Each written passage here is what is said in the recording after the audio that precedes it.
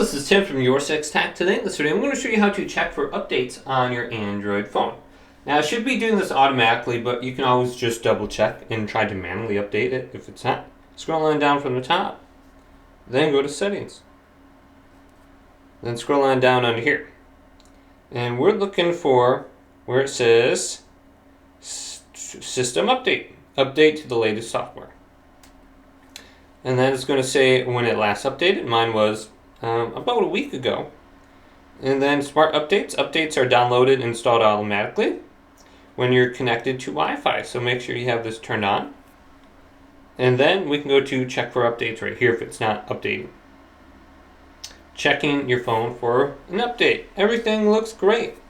So it looks like I'm using Android version 13.